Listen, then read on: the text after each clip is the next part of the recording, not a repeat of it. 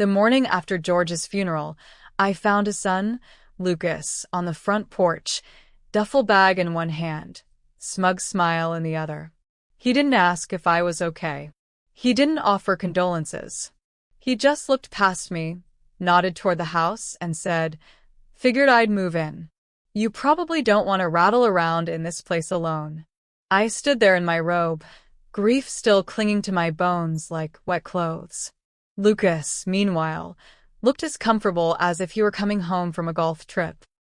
He walked in without waiting for an invitation. If you've ever had someone try to steal your peace before your morning had cooled, like, share and subscribe. Because this isn't a story about grief. It's a story about being underestimated one too many times. Lucas didn't just move in, he took over. In 3 days, he'd claimed the master bedroom. Dad would have wanted me to have it. Boxed up my wedding photos and started talking about updates like the place was his next flip. He told his sister I was old-fashioned and probably looking to downsize soon. He called the house Dad's property, forgetting, or ignoring, that George had never put the deed in his name. It had been mine long before George and I married. Bought with my own money, my own title, my name alone on the records. But I didn't tell Lucas that. Not yet. Instead, I nodded when he showed me floor samples. Feigned excitement when he hired contractors. Let him paint over my quiet, over every memory that wasn't his. Because when a man assumes ownership too fast, he usually doesn't check the paperwork. He was building a future on walls I never let him own. And soon, he'd realized the hammer in his hand was only breaking ground on his own downfall. Lucas moved fast, like a man flipping a property he never bothered to buy. Within a week, he'd gutted the guest bathroom, ripped up the carpets, and brought in contractors who called him boss. He kept saying things like, "We'll get this place looking modern again, and once the kitchen's open concept, it'll really be worth something." Not once did he ask my opinion. Not once did he mention my name to the men hauling out the life I built. And I let him. I let him believe it. Because entitlement makes men sloppy. They don't look at deeds when they think grief makes a woman weak. Lucas thought he was taking ownership. What he was really doing was pouring his money into renovations he'd never legally recoup. I kept track of everything. Every receipt he signed. Every check he wrote. Every Venmo transaction to the subcontractors. He even changed the locks on my house. I didn't say a word. He bragged to his friends. Had them over for beers in the new backyard patio he paid for. "Dad always wanted it this way," he'd say. "I'm just bringing it back to life." But George never said any of that. Lucas barely visited when George was alive. But death gives men like him memory and motivation. I smiled through it all. Complimented the new tiles. Gave him space. Because the more he spent, the more he believed. And the more he believed, the deeper he buried himself in a home he thought was his inheritance, not realizing he was just a tenant with expensive taste. Every backsplash, every coat of paint, every landscaping bill, it was all going toward a property he would never legally own. The real estate agent came on a Thursday. Lucas was out at the hardware store, buying more fixtures for the master bath he'd just upgraded. I let her in through the back and walked her through each room he'd touched. She raised her eyebrows at the modern finishes, fresh tile, new windows. "Did you do all this?" "No," I said, smiling. "But I do own all of it." I showed her the deed, my name, filed long before George ever met me. Clean title. 0 encumbrances. We listed it that afternoon. Private sale. No signage. Discreet showings only. It never hit the public market. He thought he was upgrading his inheritance. What he was really doing was flipping a house for someone else's gain. Mine. I found a buyer in 6 days, an attorney who knew Lucas from college and couldn't stand him. Offered full cash. No inspection. We closed in 10.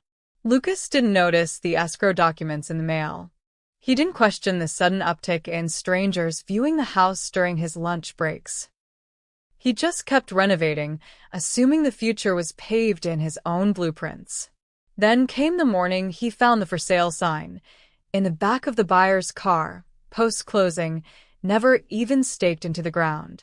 And the lawyer, on his new porch, holding my signed copy of the sale contract. Lucas stormed in red-faced, shouting, "You can't sell this house." I calmly placed the deed on the table. "Lucas, I didn't sell your house. I sold mine. You just upgraded it for me." He thought he was claiming what he was owed. But entitlement isn't ownership, and sweat equity doesn't beat legal signatures.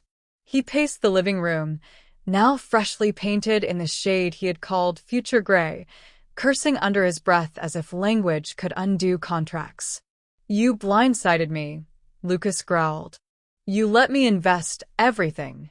I let you believe," I replied, calm as ever. "And now so has escrow." The new owner was merciful, or amused, offered him 72 hours to vacate. Lucas called it an eviction, waived papers, threatened lawyers. But legal possession had already transferred. He wasn't being evicted. He was being removed from a fantasy he never legally belonged in. Entitled men don't lose well, especially when the hand they overplayed was never dealt to them in the first place. He tried to guilt me, talked about legacy, about what Dad would have wanted. I reminded him that George never put his name on the deed. Never even trusted him with a set of keys when he was alive. The only legacy George left was silence, and the signature that left the house under my sole name. Lucas packed in fury, slammed cabinets he'd installed, dented the new fridge, threatened to sue. The attorney, now landlord, handed him a document of his own, an invoice for property damage, and a copy of the security camera footage catching Lucas in the act. The last box went out at midnight. He didn't say goodbye. Just one last snarl of entitlement before disappearing into the dark. I stood on the porch, watched the taillights fade. Then I stepped back inside and turned on the lights in my house. Except it wasn't mine anymore.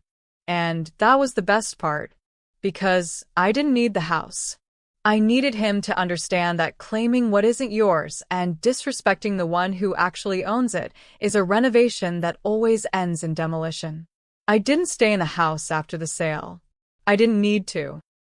I took the money, paid off a few quiet debts, and bought myself a small cottage with a view of the woods, just enough space for peace, books, and silence that I didn't have to share with ghosts of entitlement. Lucas never contacted me again. I heard, through one of George's distant cousins, that he tried to sue the new owner. Lost. Tried to get reimbursed for renovations. Denied.